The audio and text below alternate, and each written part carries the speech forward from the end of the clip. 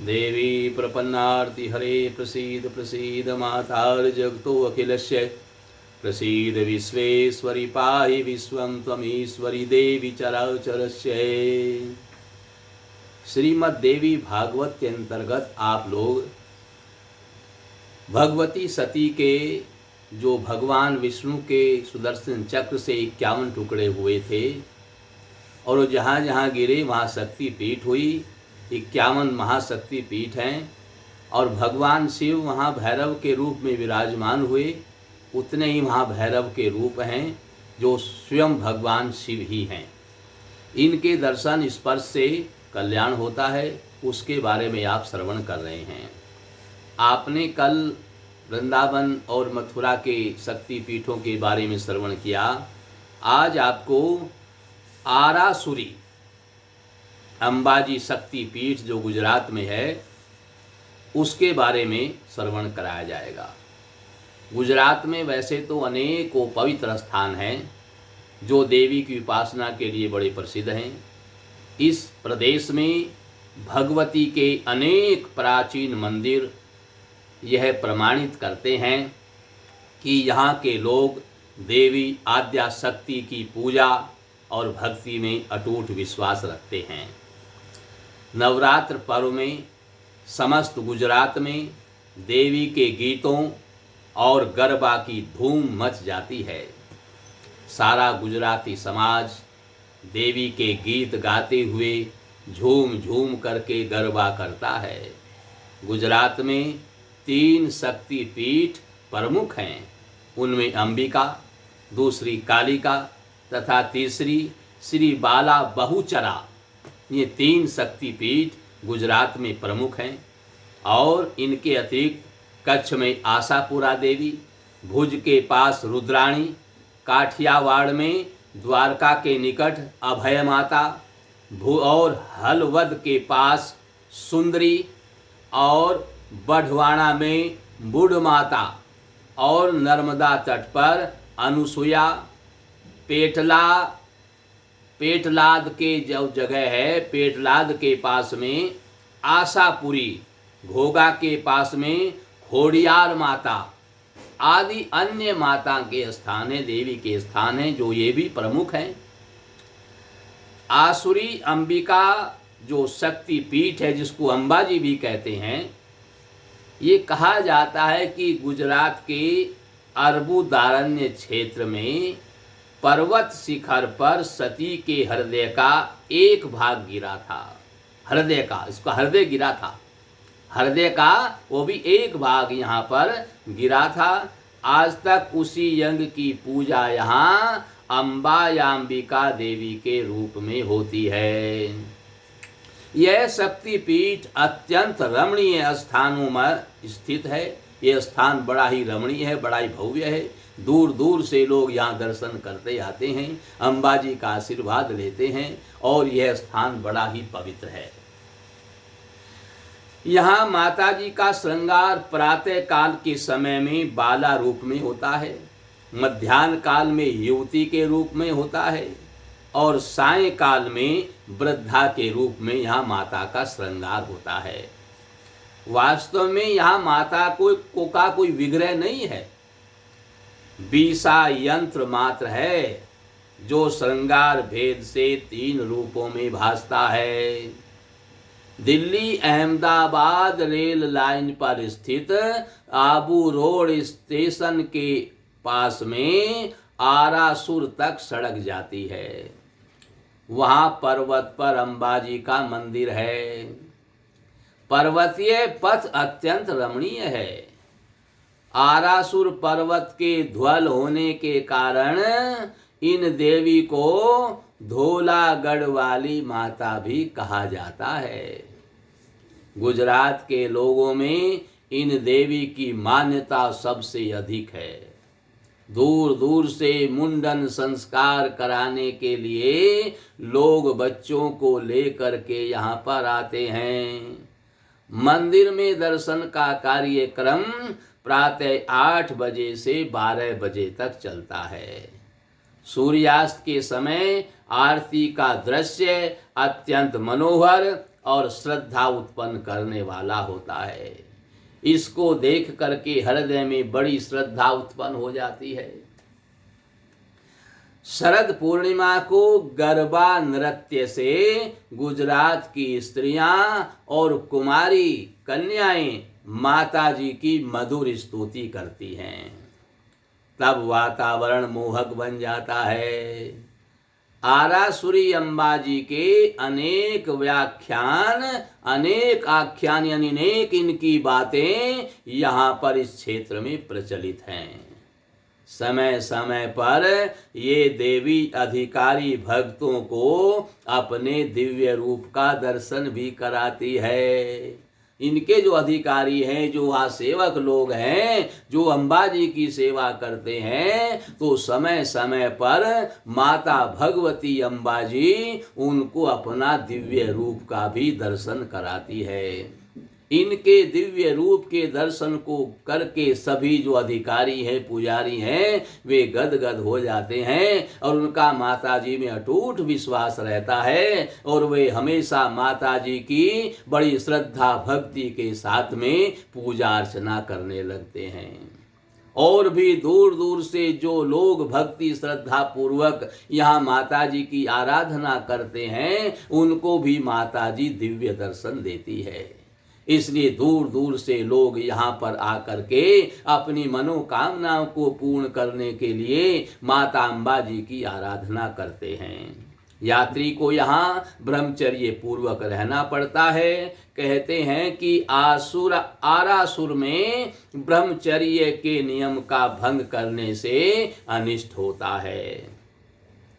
अर्बुदाचल का जो महात्म्य है वो बड़ा ही मनोरम है। ततो गच्छेत धर्मज्ञ हिम्मत सुतम अर्बुदम पृथिव्याम यत्र वै छिद्रम पूर्वमासीद् युधिष्ठिरः तत्राश्रमो वसिष्ठस्य त्रिषु लोकेषु विश्रुते तत्रोस्य रजनीमेकां ग्रह क्षेत्र फलम लभेत। यहाँ का जो क्षेत्र है और यहाँ की जो प्रतिष्ठा है बड़ी ही मनोरम है। अर्थात धर्मराज युधिष्ठिर तदंतर हिमालय पर्वत के पुत्र अर्बुदाचल यानी आबू पर्वत पर जाए, जहाँ पहले पृथ्वी में पाताल में जाने के लिए एक सुरंग थी। वहाँ का महर्षि वशिष्ठ आश्रम तीनों लोकों में विख्यात है। यहाँ मनुष्य यदि एक रात में भी निवास कर लेता है तो उसे 1000 गौदान का फल प्राप्त होता है। ऐसा इस क्षेत्र का महत्व है। हिमालय पर्वत का पुत्र है ये अर्बुदाचल, जिसको साधारण भाषा में आबू पर्वत भी कह देते हैं। आबू पर्वत पर जाए, धर्मराज युधिष्ठिर कहते हैं कि आबू पर्वत पर जाए और यहाँ पहले पृथ्वी से ही पाताल में जाने के लिए सुरंग बनी हुई थी, उससे लोग पाताल तक चले जाते थे। और वहाँ पर महर्षि वशिष्ठ का जो आश्रम है वो आज भी तीनों लोकों में विख्यात है।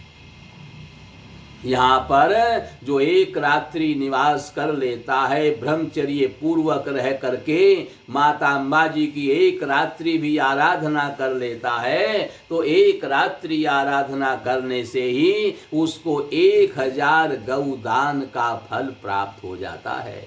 ऐसी अम्बा जी की शक्ति है। आरासुर का अम्बा जी का मंदिर छोटा है, लेकिन इसके सामने जो सभा मंडप है वो बड़ा विशाल बना हुआ है।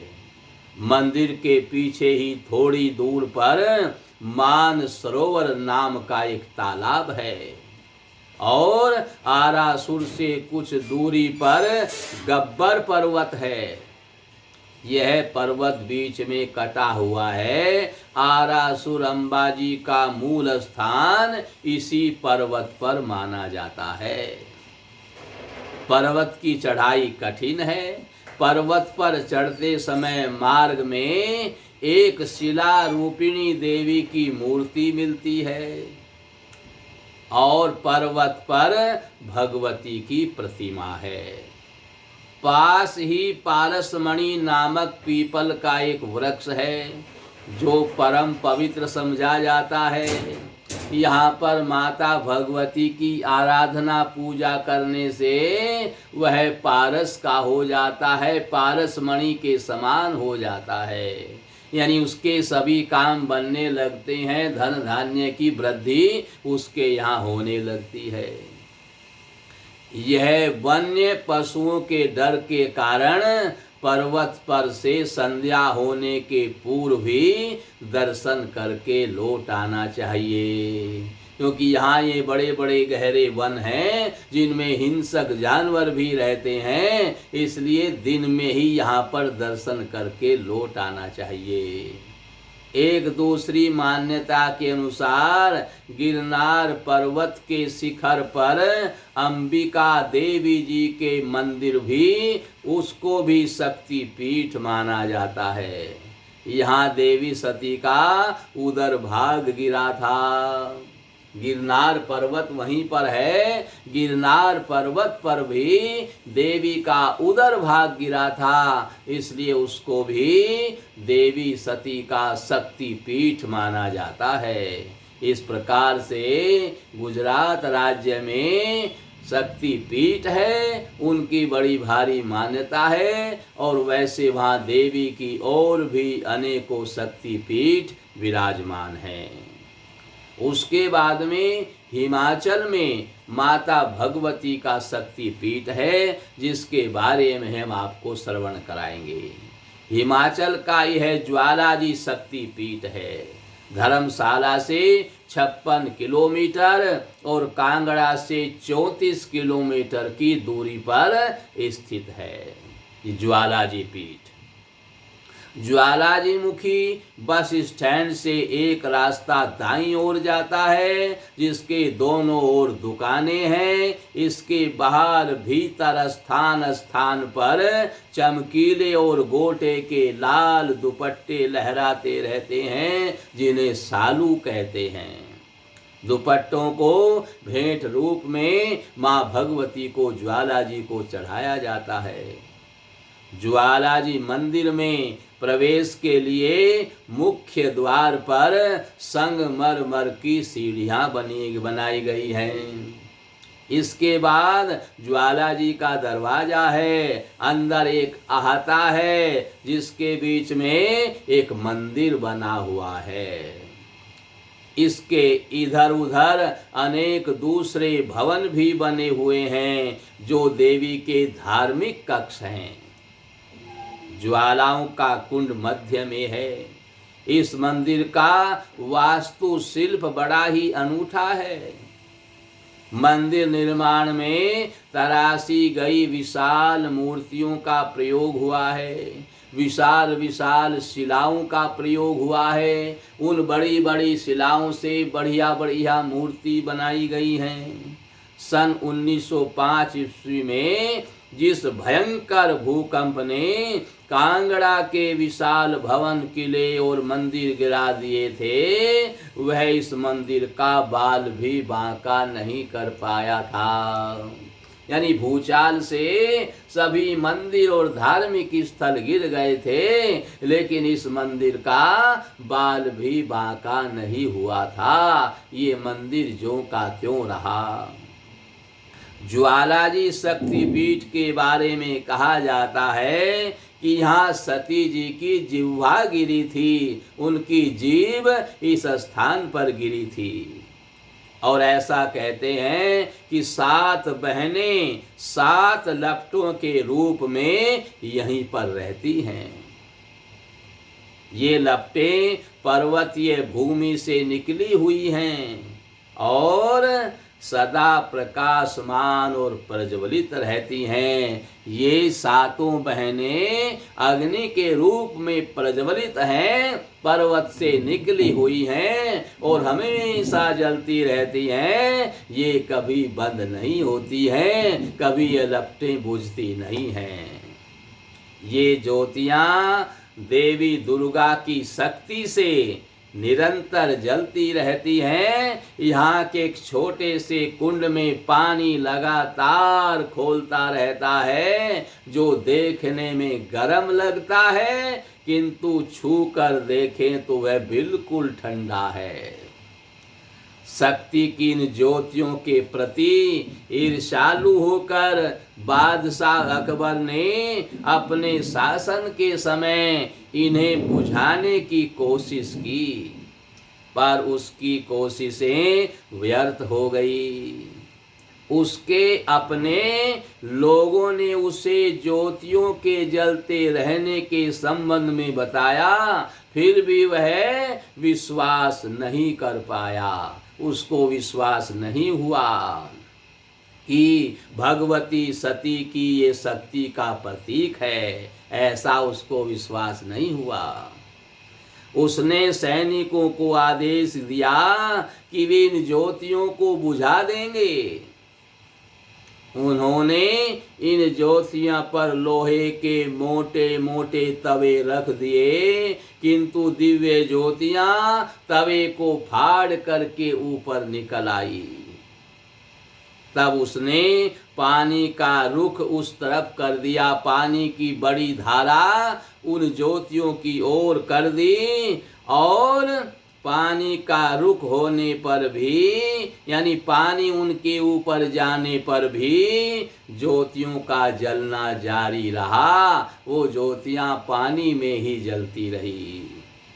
बादशाह ने सुना तो उसके मन में देवी दर्शन की इच्छा हो गई कि ऐसी जो शक्ति है, महाशक्ति है, मैं उन देवी के दर्शन करूंगा। और विद्वानों का परामर्श मानकर बादशाह अकबर 1.25 मन सोने का छत्र अपने कंधे पर रख करके नंगे पांव दिल्ली से ज्वालामुखी पहुंचा।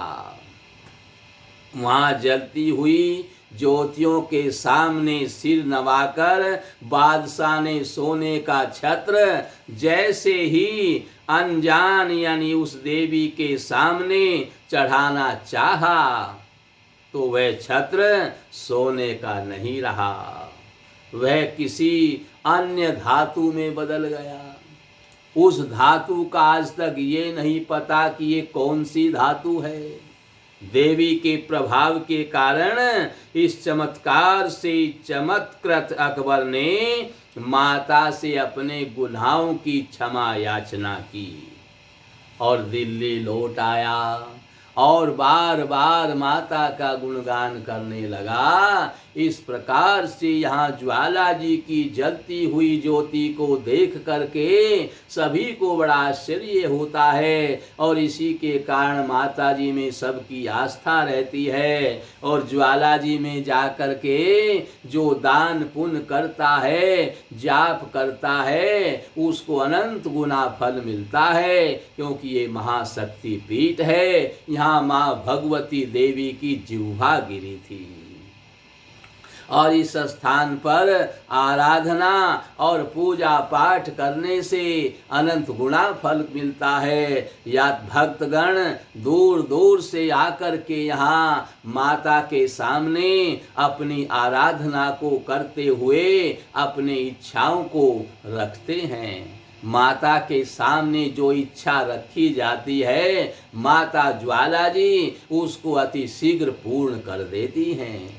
इस प्रकार से भक्त लोग यहाँ नवरात्रों में और अन्य दिनों में भी बड़े उत्साह और श्रद्धा के साथ में यहाँ कई कई दिन रह करके माता ज्वाला जी की आराधना करते हुए, माता ज्वाला जी से अपनी मनोकामनाएं रखते हुए और अपनी मनोकामनाओं को रख करके बड़ी भारी आराधना, स्तुति और यहाँ पर बड़े बड़े दान पुण्य करते हैं और कन्याओं का पूजन करते हैं, कन्याओं को भोजन कराते हैं, उनको सुंदर सुंदर भेंट की वस्तुएं देते हैं और उनका पूजन करके माता भगवती से क्षमा याचना करके अपने मनोरथ को पूर्ण करने के लिए माता जी के क्षमा याचना के बाद माता जी से अपने मनोकामना पूर्ण हो जाएं, ऐसा आशीर्वाद प्राप्त करते हैं। इस प्रकार से हिमाचल प्रदेश में ज्वाला जी माता सती की जहाँ जिह्वा गिरी थी, ये महाशक्ति पीठ है। और यहाँ पर रह करके भक्तगण 12 मास यहाँ मेला लगा रहता है। 12 मास भक्तगण यहाँ आते रहते हैं और माता जी का दर्शन करके कृतार्थ हो जाते हैं। इस प्रकार से माता ज्वाला जी का दर्शन अवश्य करना चाहिए और कम से कम यहाँ एक रात्रि रुक करके विश्राम करके माता जी की आराधना और स्तुति करनी चाहिए। ये महाशक्ति पीठ है और ये यहाँ पर बड़ा भारी चमत्कार भी देखने को मिलता है। जो भक्त यहाँ रह करके माता जी की आराधना करते हैं उनके मनोकामना अति शीघ्र पूर्ण हो जाती है। तब वो गदगद होकर के माता जी के प्रति बड़ी श्रद्धा भक्ति के साथ में निरंतर दर्शन करने के लिए आते रहते हैं और अपने परिवार का कल्याण करते रहते हैं। इस प्रकार से माता जी की ज्वाला जी की बड़ी भारी मान्यता है और ये संपूर्ण विश्व में विख्यात है। संपूर्ण विश्व में ज्वाला जी का सबसे प्रथम स्थान है और यह बहुत ही महत्वपूर्ण स्थान है। दूर दूर से भक्त लोग यहाँ करके अपनी मनोकामनाएं पूर्ण करते हैं। यहीं पर कथा का विश्राम है।